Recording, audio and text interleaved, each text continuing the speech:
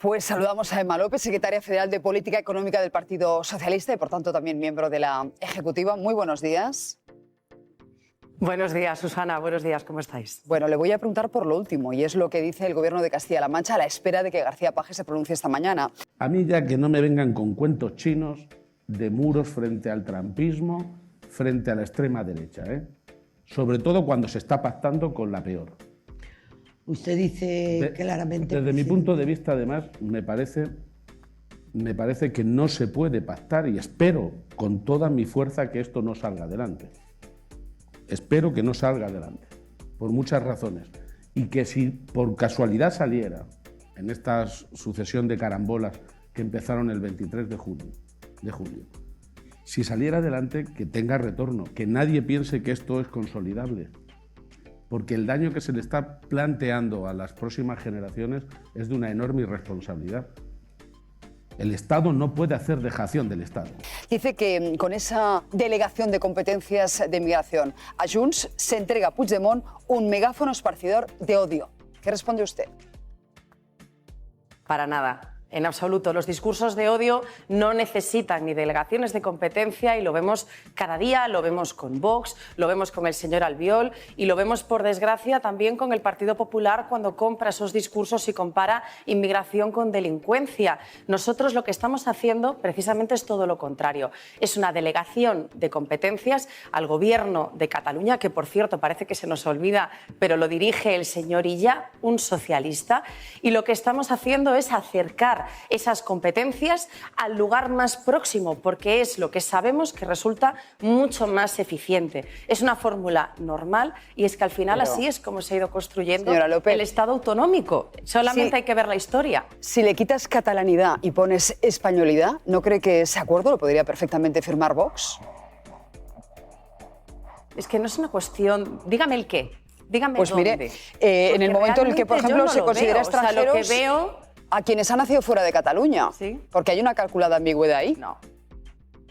No, ahí lo que hay son unos datos que son los datos que dice el INE. Y luego está el relato que cada uno quiere hacer de ellos. Están quienes los vinculan a la delincuencia y quienes, como los socialistas, lo que hablamos es precisamente de lo contrario. Hablamos de recursos humanos, de derechos humanos, hablamos de un país que acoge, hablamos del valor que aportan precisamente estas personas, por ejemplo, a la seguridad social, donde, si no me equivoco, son ya un 13% de afiliados a la seguridad social, que, por cierto, están contribuyendo también a que se puedan pagar esas pensiones, a que esas pensiones puedan subir el IPC, como estamos viendo hasta ahora. Eso es lo que decimos nosotros, pero no solo, también es lo que dice The Economist, también es lo que dice el Financial Times, señora López, también es lo que nos reconocen los medios internacionales. No es lo que dice Puigdemont, que no hace esa pedagogía, porque dice que la inmigración satura los servicios sociales, la educación, la sanidad, y que pone en riesgo la identidad catalana.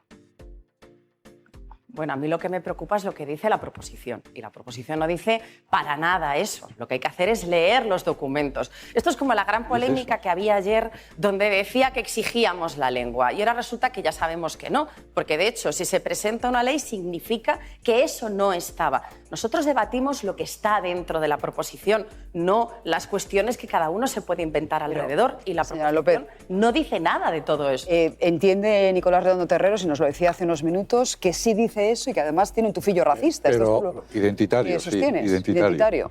Pero con toda la rotundidad, perdona que te lleve la contraria, pero si hablamos sobre la proposición de ley, no sobre pájaros y flores, sobre la proposición de ley, dice exactamente en la tercera línea, en nuestros días, el 18% de la población catalana tiene nacionalidad extranjera y un 24% ha nacido fuera de Cataluña. Dice usted, son datos, pero es que sigue.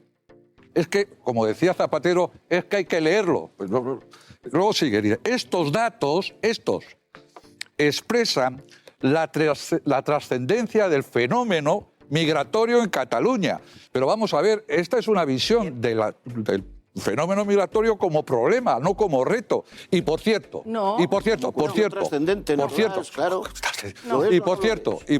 si es tan bueno como ha dicho usted y es un proceso lógico de las autonomías, generalícenlo a todas las comunidades autónomas. ¿Por qué solo a Cataluña? ¿Y por qué han esperado un año de negociación? Porque es muy complicado. ¿Y por qué no habla el ministro de Interior?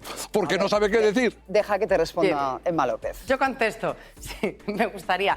Yo ahí no veo ningún problema. Yo ahí veo datos. Luego cada uno puede deducir lo que quiera, porque es lo que tienen los datos, que cada uno hace sus interpretaciones. Yo lo que veo es una realidad. Y es una realidad que respalda el hecho de que en Cataluña se demande tener esta competencia, se demande tener esta delegación de competencias.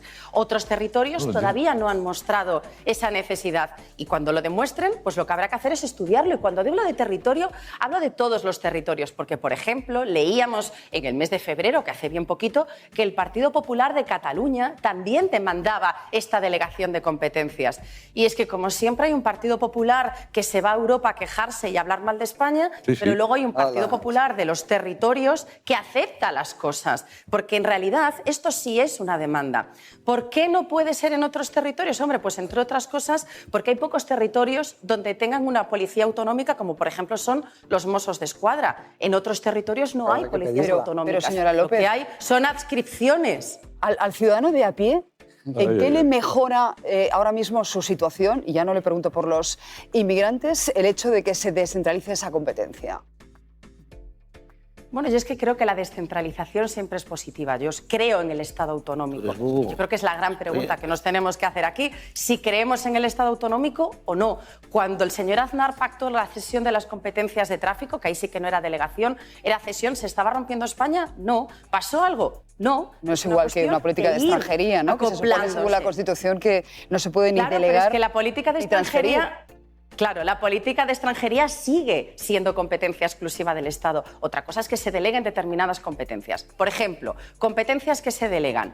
La gestión de esos contratos en origen. Cuando nosotros pensamos, por ejemplo, los temporeros del melocotón en Lleida, ¿quién va a saber mejor qué necesidades hay para contratar esos temporeros en origen y, por tanto, luchar con los derechos humanos y evitar esas mafias? ¿Lo van a saber mejor en Lleida o lo vamos a saber mejor en Madrid? Porque de eso es de lo que está hablando ese acuerdo. Y eso también mejora, por ejemplo, a los empresarios de Cataluña. Claro que lo mejora. Y a lo mejor este es uno de esos temas donde otros territorios van a decir, oye, pues tienen razón, esto se gestiona mejor desde el territorio y nosotros también lo queremos. ¿Y usted cree que es una cuestión donde hay que estudiarlo? Que lo van a poder sacar adelante en el Congreso, sabiendo que ya hay voces críticas por parte de Sumar, de Compromís, de Más Madrid o de Podemos, que dicen que esto supone descentralizar el racismo.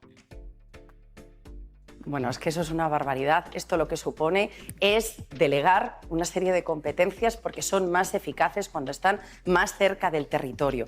La cuestión está en... ¿Es posible que se saque? Nosotros esperamos hacerlo y lo que vamos a hacer es lo que hemos hecho durante toda esta legislatura. Diálogo, diálogo y diálogo. Porque con este asunto y con todos los demás, el Parlamento es el que es el que han elegido los españoles, que es un Parlamento que a nadie se le escapa, que está fragmentado. Y también es verdad que a nadie se le escapa que el único partido que es capaz de llegar a acuerdos con todas esas fuerzas políticas, y así lo hemos demostrado cuando hemos ganado más del 90% de las votaciones que llevamos al Congreso, es precisamente el Partido Socialista. Y en eso estamos. Es verdad, y lo comentábamos antes, que en el momento en el que se está diciendo que este gobierno cede todo ante el independentismo, ante Esquerra y Junts, llega la buena noticia de que la Caixa vuelve a Barcelona, lo hacen Criteria y la Fundación, y también previamente lo había hecho el Banco de Sabadell. ¿Confían ustedes en que otras empresas sigan ese mismo ejemplo? Por supuesto que sí, esto es el dato y los relatos, ¿no? Los relatos es que España se rompe, es que estamos peor que nunca. Decían antes, ¿no?, que es que España lo aguanta todo. No, hombre, no. La realidad es que España va muy bien. España va mejor que nunca. España en el año 2024 fue elegida por The Economist como la mejor economía del mundo. Tenemos cifras récord de afiliación a la Seguridad Social y hemos conseguido todo lo contrario de lo que decían. Decían que íbamos a romper España y la realidad es que España está más unida que nunca. En la época en la que gobernaba el Partido Popular, las empresas se iban de Cataluña. 4.000 empresas se fueron de Cataluña. Y ahora mismo, con Pedro Sánchez, lo que hacen las empresas es volver. La Caixa no es un hecho aislado. Ha vuelto Sabadell y estamos convencidos de que seguirán volviendo. Porque es esa normalidad en Cataluña que en tanto esperábamos. Lo hemos visto esta semana con ella, por ejemplo, con el rey en el Mobile. No es el único encuentro. Esa es la España que queremos. Una España de convivencia. Una España en la que no hay referéndums ilegales y lo que hay es autonomismo. Lo que hay es normalidad. Una España que está, como democracia plena dentro de The Economist. Y es que cuando se reducen las economías plenas, las democracias plenas, resulta que España gana puntos. Ahí es donde estamos los socialistas. El Partido Popular está en el ruido y en la falta de criterio y en la falta de programa político, pero nosotros estamos en lo que de verdad le importa a los españoles y a las españolas. Le quiero preguntar... Estoy convencida de que esa vuelta de la Caixa es una grandísima noticia, no solo para Cataluña, sino para toda España. Le quiero preguntar por, ya que estamos hablando de cuestiones económicas, por ese choque entre la patronal y Pedro Sánchez en las últimas horas, porque el líder de la pequeña y mediana empresa le afeaba que el gobierno les deje a los pequeños empresarios a los pies de los caballos, y la respuesta que le dio el presidente no creo que le convenciera, ¿eh? Vamos a verlo. Representan el clamor de centenares de miles de empresarios, la gran mayoría pequeño y muy pequeño, que lo están pasando muy mal, en ocasiones por decisiones tomadas por el gobierno. Lo único que puedo trasladarles es que tienen el apoyo del conjunto del Gobierno de España y sé que el país puede contar con ustedes para seguir avanzando. Poca respuesta parece esta, ¿eh? No parece que convenciese mucho al señor Cuerva. Bueno, es la verdad. El Partido Socialista está del lado de las empresas, está del lado de la economía y los números es lo que dicen. Las reivindicaciones son legítimas, está bien, y nosotros lo que hacemos es ser un gobierno que escucha. De ahí la cantidad de acuerdos a los que se ha llegado, tanto en el diálogo social, con los sindicatos, con la patronal. Bueno, más con los sindicatos que con la patronal. Pero los avances... Bueno, pero porque también son importantes, pero los avances son innegables. La reducción de la jornada laboral tiene que llegar, es algo que está en el Congreso de los Diputados, que tenemos que debatirlo, pero es importante porque hay un clamor dentro de los españoles y de las españolas que quieren tener más tiempo para ellos mismos. Y además se demuestra que en otros países donde se reduce la jornada son países que son mucho más productivos y por tanto más competitivos. Así que es una buena noticia y estoy convencida de que llegaremos a un buen punto, porque así es, y es que los avances son imparables. Y estoy convencida de que los empresarios, que son además quienes garantizan los empleos y quienes también están disfrutando de la buena marcha de la economía española, serán capaces de sumarse.